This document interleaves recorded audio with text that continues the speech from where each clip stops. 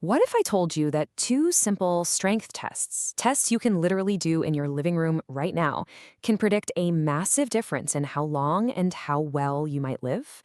Well, today we're diving into a fascinating new health explainer that really shifts how we think about aging, independence, and longevity.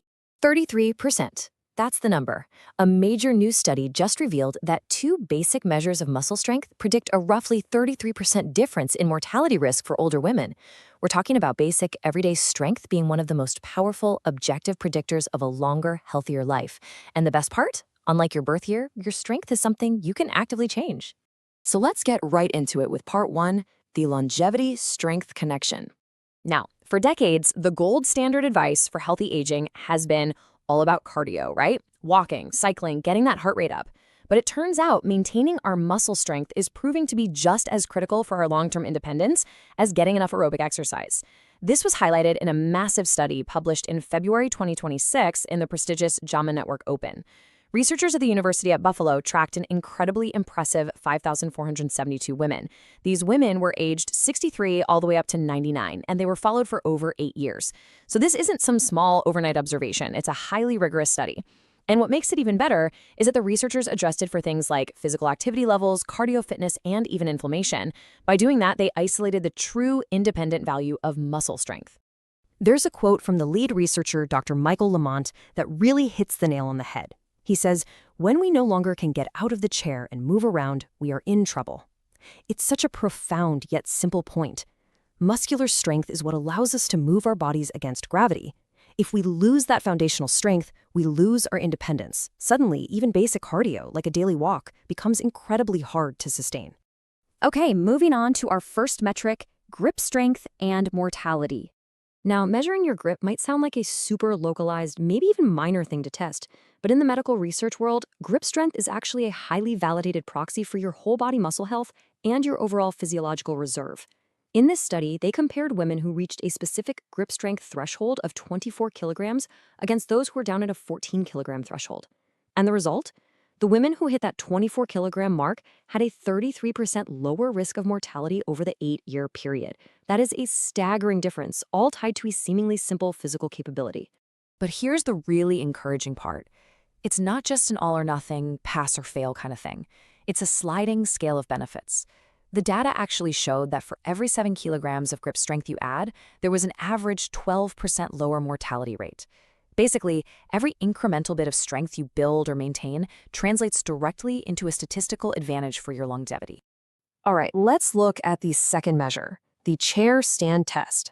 So, while grip strength gives us a great picture of overall muscle quality, the chair stand test is a fantastic functional indicator of lower body power. Think about it. This is your ability to physically move your own body weight up and down. It's what you need to get out of bed, off the couch, or out of a car. The researchers timed how fast these women could perform 5 unassisted sit-to-stand movements. And completing that 5-rep chair stand test in approximately 11.1 seconds was the magic threshold they found. Hitting that mark of roughly 11 seconds predicted roughly a 33% lower mortality risk compared to the women who recorded the slowest times. And just like we saw with grip strength, there's a beautiful scaling effect here too. Every 6-second improvement in a participant's test time correlated with a 4% lower mortality rate. And, what's really crucial to understand here is that these benefits held true entirely independent of their physical activity levels. Even if these women weren't hitting the standard guideline of 150 minutes of moderate aerobic activity a week, just having that higher muscle strength still significantly lowered their mortality risk. Which brings us to the most practical part of our explainer today, testing yourself at home. Because these definitely aren't just clinical concepts locked away in a laboratory. Both of these metrics are highly accessible tests that you can safely perform right now to check your own baseline. So let's walk through the proper technique for grip strength first. You'll want to sit up nice and straight in a chair with your arm resting comfortably at your side and your elbow bent at a 90-degree angle. You do need a calibrated handheld dynamometer for this. Models like the Jawmar are widely validated and actually surprisingly affordable for home use. You just squeeze the device with maximum force, do 3 trials per hand, take a little rest in between, and record your average. Oh, and make sure your posture is consistent. That is absolutely key for an accurate reading.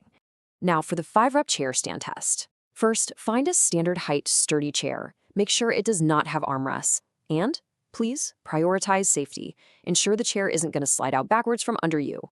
Cross your arms flat over your chest. Have a friend start a timer or just hold one yourself. And stand up fully until your posture is completely straight. Then sit all the way back down unassisted. You're going to repeat that 5 times as quickly and safely as you can, stopping the timer at the exact moment your bottom hits the seat for the 5th time. Okay, you've got your numbers. Let's talk about interpreting your results. It is so important that we view these scores as an encouraging baseline, okay? They're a starting point to track your personal progress, not a definitive medical diagnosis. Your scores act as a proxy for your overall physiological reserve, and they can help flag age-related muscle loss, which is known as sarcopenia, nice and early. But here is the absolute best, most empowering takeaway from this entire explainer. Muscle loss is not an inevitable feature of aging. Your score today is simply a snapshot in time. Both grip strength and lower body power are completely modifiable at any age through progressive resistance training. You absolutely have the ability to improve these numbers. Now, if your scores happen to be lower than the averages or the thresholds we just discussed, please don't be alarmed. Knowledge is power. We highly recommend sharing these results with your physician. They can look at your full clinical picture and might suggest investigating underlying factors, things like your vitamin D levels, iron stores, or maybe chronic inflammation. These are things that can really impact your muscle function, and the good news is they're often highly treatable. All right, let's wrap things up with a quick recap. Here are your core takeaways. Strength is a critical, foundational pillar of healthy aging, absolutely essential right alongside your cardio routine. Grip strength and the 5-rep chair stand each predict a roughly 33% difference in mortality risk, completely independent of how much you walk or jog. And we know this thanks to a rigorous 8-year study of 5,472 older women. Your key target thresholds to aim for: a 24-kilogram grip strength and an 11.1-second chair stand. Test yourself safely at home and use those results to take proactive, positive action in your life. Because building your strength is quite literally a tangible, actionable path to a longer, more independent life. So I want to leave you with this question. What steps will you take today to build your strength for tomorrow? Whether that means adding a few chair stands to your morning routine or checking out a local resistance training class, you have the power to change your trajectory.